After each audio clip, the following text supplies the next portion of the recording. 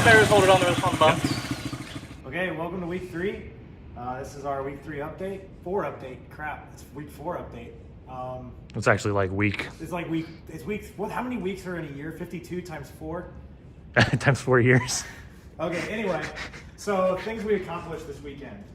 Let's start inside. Let's start in the interior. We battled with the controls all day yesterday.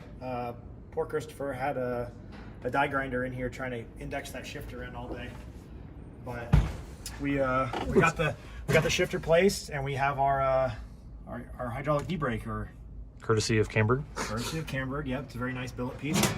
Completely covered in painter's tape because when I started welding in here yesterday, we were burning the anodizing off of it, and it was heartbreaking. So we kind of think we have the controls placed in a logical manner. You do a little shifting, you can do a little e-braking. We'll see how it works. We built the a foot pedal mount basically off the bottom there. In order to, the idea is because the hydraulic brake has the brake lines hooked up all the time. We don't want to have to pull the brake lines off in order to remove the dash. So we're going to hard mount to the floor basically. The brake, whereas the shifter can just unbolt. Yeah, and then it'll give us a little more torsional rigidity. We have absolutely no idea when we pull on this how much resistance there'll be. We don't know how hard it's going to be pulling, and obviously want to hold it steady. A couple updates in here. We had to move this tube in order to mount our shifter and whatnot to get the clearance for the pull. That completely messed up most of our bolt holes, so we have to redo that, and we added a spreader in the bottom. So we got a little better fit up on the rest of the aluminum, but we ruined these bolt holes, so we'll figure that out. But coming along good. So now it's just to figure out where everything else goes in the truck, which should be next to impossible, but we'll figure it out. Yeah, that's for sure. We'll figure it out. All right, you want to check the exhaust out? Yep. Also, probably the biggest update of this week was updating or finishing out, tack welding and finishing out the exhaust. So, coming down both sides of the motor, we put some flex joints in coming off the collector, or You want light? coming off the bottom of the headers. No, it looks okay. Basically to take up the thermal expansion, and since the motor is hard mounted and a lot of the exhaust is going to be hard mounted, I wanted to be able to have some isolation in the exhaust so that we don't crack everything. So that's why I put these flex couplers in. So it comes down both sides of the trans and then Y's over into a Y pipe, into a flow-through Borla XR1 muffler, which is a 3-inch. This is the big case version, oval 16-inch case. And then we come up the side, or up from behind the cab, where we have a clamp there in order to be able to take the exhaust out. And then, What are you doing, dog? And then plan to pull it out the side of the beds. Well, not the plan. It is what it is now. We drilled the hole, but we'll cut it off and put a tier plate in. Flush cut it, and we need to clearance the glass a little bit more, and then we'll have a dress-up plate that goes around it to kind of cover it. But actually, it came together really good. Kind of shocking, but it actually fits in there pretty well. And we did cycle the rear suspension, courtesy of a cherry picker, and we don't have any clearance issues at all. So looks good. So Good update. just need to make some bolt hole mounts basically to rigidly mount everything. We'll dress up that end and then just weld. We got a lot of welding to do on the exhaust system. And then final thing that we worked on this weekend, or we got to, is we pulled the front shocks out of, as well as the bump cans out of the front suspension, in order to make sure we had enough up travel clearance. Well, and part of our concern was a lot of these LS projects on these Rangers, on these beam trucks, we've read about people having to rebuild the oil pan on the LS. And we went to great lengths to make sure that our motor was back pretty far. And we were able to go to full bump we're able to go to full bump, and we're not even close to the oil pan. So that's really good.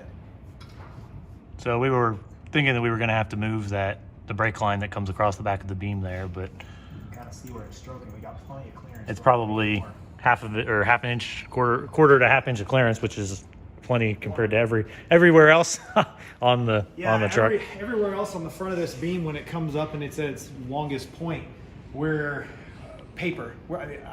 I couldn't believe at one point we weren't hitting bolts, but when we set the truck up, we stretched the wheelbase as far as we could. Oh yeah, that's a good point. When we originally set the truck up, we pushed the beams as far forward as possible. So if you look on the back of the main engine galley cross member, there's usually a lip that runs right along here, all the way down the back. But we basically ground that all the way down in order to cheat the beams as far forward as possible to increase the wheelbase. And then it sort of worked out, paid in dividends now that we're switching to the LM7 motor with the rear sump. Reason we're checking for full, or basically we have the bump cans pulled out and we're bumped all the way up to the bump can right now.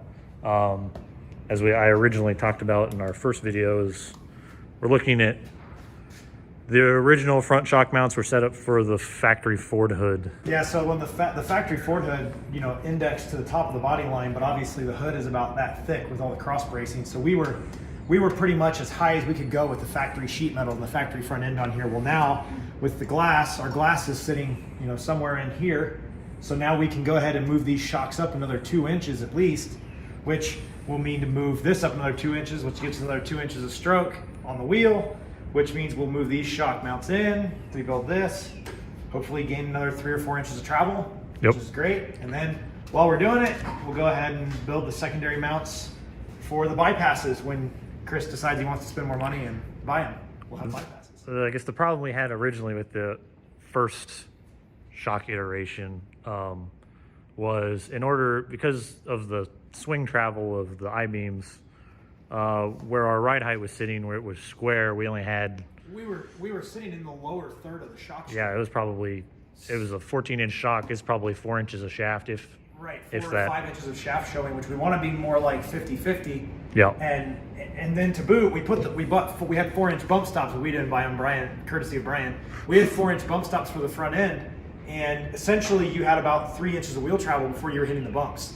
Yeah. So you were always in the bumps. So we ended up shortening the stroke on the bumps, which worked good, but we were still, you had a lot of down travel potential, but you didn't have a lot of up travel. And when you're hitting whoops and you're hitting square faces and whatnot, you need more shock. You could definitely notice the front was quicker to hit bottom, quicker to... Right. I mean, you were always tapping the it bumps. felt like you were always hitting the bumps, whereas the back, you got to really be doing something to hit the bumps in the back. Yep. So to come, I guess. A lot more metal work up here. This is a lot of fab work, so a lot of figuring, and maybe we'll do a video just on getting the shocks squared up, and then watch me struggle with trying to get this bump can lined up. We've done it once before, so ideally it won't be as bad the second time. We have this one set up so good because we have no bump scrub in the front right now, which is amazing on the way this arm radius is to get no scrub. But yeah, we'll try again.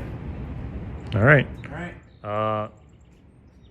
We think we're at a point now that we're ready to pull the motor back out.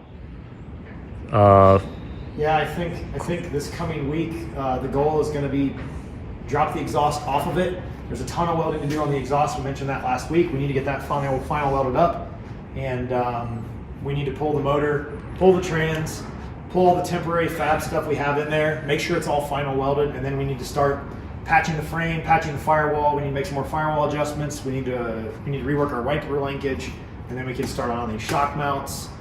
And then put them, that'll be all done. We'll do some paint, we'll throw the motor back in, and then we'll be wiring and piping and coolant. That's basically the motor going to come out. We're going to paint it, and then it'll go back in for the final time. Hopefully it starts and runs. Maybe. It will eventually. That's it, I think. Yeah, I think that's all we got for now. All right. So see you guys next week. See you next week.